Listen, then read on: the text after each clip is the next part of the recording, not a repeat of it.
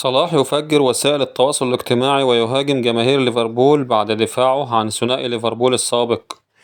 رفض محمد صلاح نجم ليفربول الإنجليزي التقليل من لاعبي الريدز السابقين بعد رحيلهم عن صفوف الفريق هذا الصيف، وكان المهاجم الأوروغواني داروين نونيز قد انضم لصفوف الهلال السعودي، بينما انضم الجناح الكولومبي لويس دياز إلى بايرن ميونخ.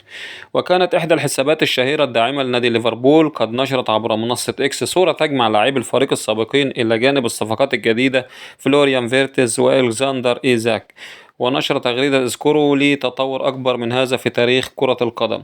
وأعاد محمد صلاح نشر التغريدة وكتب: ما رأيكم في الاحتفال بالتعاقدات الرائعة دون التقليل من شأن أبطال الدوري الإنجليزي؟ وفي أعقاب رد محمد صلاح انفجرت ردود فعل جماهير ليفربول عبر منصة إكس للتعليق على ما قام به خلال فترة تواجده حاليا في معسكر منتخب مصر استعدادا لتصفيات كأس العالم 2026.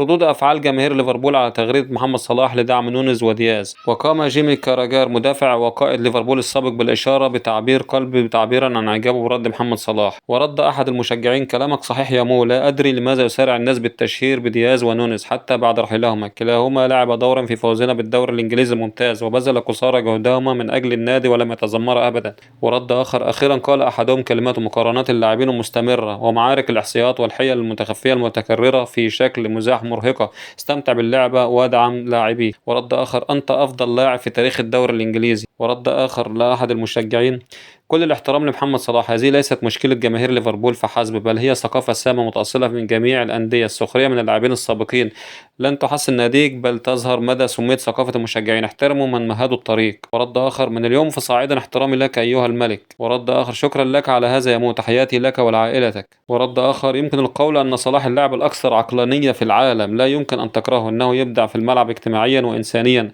انظروا لمدى منطقيته مع جماهير ليفربول، إنه يتحدث عندما لا يجد الصمت نفعا.